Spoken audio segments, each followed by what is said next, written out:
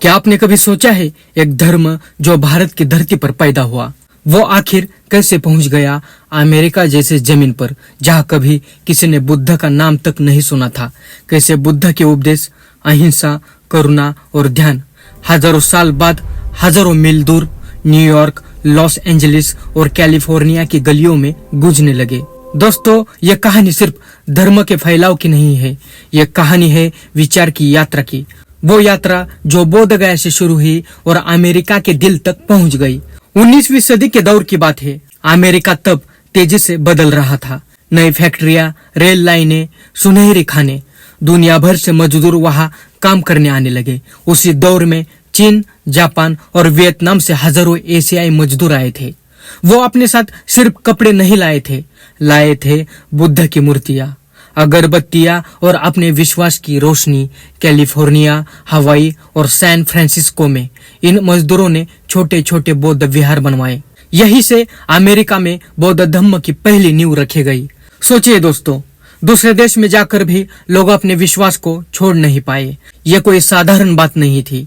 यह बताता है कि बुद्ध का संदेश धरती नहीं दिलों से जुड़ा हुआ था। लेकिन कहानी यही खत्म नहीं होती। असली मोड़ आया 1893 में, जब अमेरिका के शिकागो शहर में हुआ वर्ल्ड पार्लियामेंट ऑफ रिलीजियस। यही वो ऐतिहासिक क्षण था जब श्रीलंका के महान बौद्ध प्रचारक अनागारिक धर्मपाल और जापान के भिक्षु सोयन शोकी ने अमेरिका जनता के सामने पहली बार बौद्ध धर्म का परिचय दिया। आप सोच सकते हैं, एक ऐसा देश जो ईसाई धर्म से पूरी तरह जुड़ा हुआ था, वहां पहली बार किसी ने कहा बुद्ध का मार्ग न तो पूजा का है न चमत्कारों का, बल्कि यह है मन की शांति का मार्ग। लोग चौंक गए, लेकिन कई लोग प्रभावित भी हुए और यही से शुरू हुआ बौद्ध धर्म का पश्चिम सफर। अब आते हैं 20वीं सदी की शुरुआत पर। इस समय तक अमेरिका में जापानी और चीनी प्रवासी बढ़ चुके थे। उनके द्वारा बनाए गए मठ, विहार और सांस्कृतिक केंद्र धीरे धीरे लोगों के ध्यान का केंद्र बनने लगे। पहला बड़ा बौद्ध विहार बना होनोलुलु, हवाई में 1889 में और कुछ ही सालों में सैन फ्रांसिस्को बुद्धिस्ट चर्च की स्थापना हुई। यही अमेरिका के पहले बौद्ध केंद्र कहलाए। लेकिन यह आसान सफर नहीं था। जापानी मूल के बौद्धों को द्वितीय विश्व युद्ध के दौरान भेदभाव और कैंपों का सामना करना पड़ा। फिर भी उन्होंने अपने विश्वास को नहीं छोड़ा। उन्होंने अपने विहारों को फिर से बनाया, अपने धर्म को जिंदा रखा। धीरे धीरे अमेरिका बदलने लगा।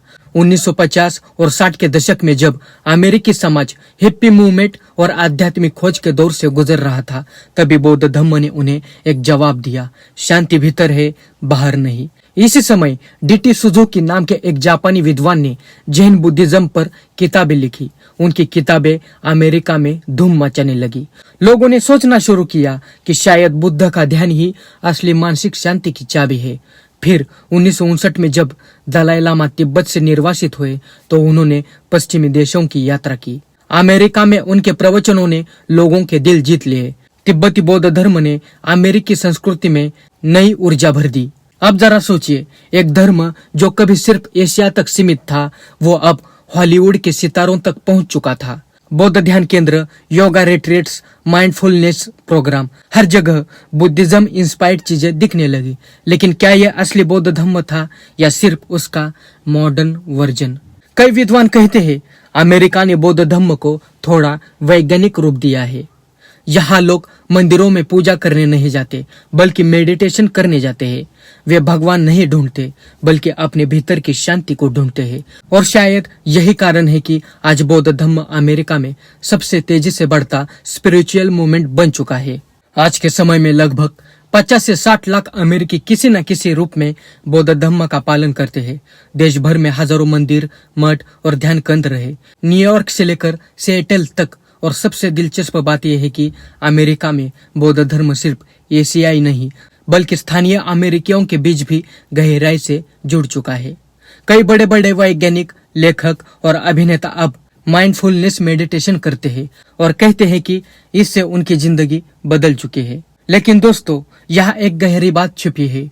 अमेरिका में बौद्ध धर्म का प्रचार किसी मिशनरी ने नहीं किया, यह फैलाया लोगों के दिलों ने। कोई तलवार नहीं, कोई दबाव नहीं, कोई धर्मांतर नहीं, सिर्फ शांति और करुणा की शक्ति। क्योंकि सत्य यह है, धर्म को फैलाने के लिए शोर नहीं चाहिए, सिर्फ सच्चाई और अनुभव चाहिए। और बुद्ध का मार्ग वही था, अनुभव का मार्ग। अब जब आप अमेरिका के किसी शहर में जाए तो आपको सड़कों पर ध्यान के केंद्र दिखेंगे। यहाँ जो लोग शांति से बैठे होंगे, आंखें बंद, कोई मंत्र नहीं, कोई मूर्ति नहीं, सिर्फ अपने मन को देख रहे हैं। वो दृश्य बताता है कि बुद्ध का संदेश अब भी जीवित है, चाहे वो भारत हो, जापान हो, चीन हो या अमेरिका। जब भी मन बेचैन होता है, बुद्ध का मार्ग वहीं से शुरू होता है। दोस्तों, ये पूरी कहानी हमें ये सीख सिखाती है कि विचार कभी सीमाओं में नहीं बनते।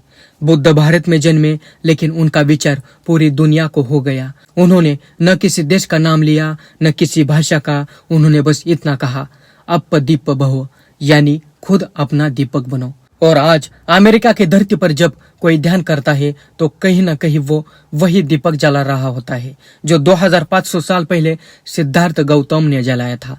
तो अगली बार जब आप किसी अमेरिकी को मेडिटेशन करते देखें तो मुस्कुराकर सोचिए कि शायद उस पल वो भी बुद्ध के रास्ते पर है, बिना जाने, बिना नाम लिए, पर उसी करुणा और जागरूकता की खोज में। क्योंकि धर्म फैलता नहीं, धर्म महसूस होता है, और वो बौद्ध धर्म है, वो बुद्ध का विचार है, वो बुद्ध का ज्ञान है, वो बुद्ध का उपदेश है। और शायद यही बुद्ध धर्म की सबसे बड़ी जीत है। बोध गया से अमेरिका तक ये सिर्फ दूरी की यात्रा नहीं थी, यह आत्मा की यात्रा थी। एक ऐसी यात्रा जो आज भी जारी है, हर उस मन में जो शांति चाहता है। मित्रों, वीडियो कैसा लगा कमेंट करके जरूर बताना। वीडियो को अभी तक लाइक नहीं किया है तो जरूर लाइक करें। इस वीडियो को यहाँ तक देखा है तो चैनल को जरूर सब्सक्राइब करें और साथ में बेल आइकॉन प्रेस करना ना भूलें। ये मेरा इंस्टाग्राम आईडी है, जरूर फॉलो करें। और हाँ, अगर आपको मेरा काम पसंद आता हो, इन वीडियोस को बनाने में बहुत मेहनत लगती है, रिसर्च करना पड़ता है, तो आपको मेरा काम पसंद आता है तो मुझे सपोर्ट करने के लिए चैनल को जरूर ज्वाइन करें और थैंक्स फीचर्स के जरिए सपोर्ट कर सकते हो। और वीडियो को हाइप जरूर करें। चलो मिलते हैं अगले वीडियो में। नमो बुद्धाय, जय भीम, जय भारत।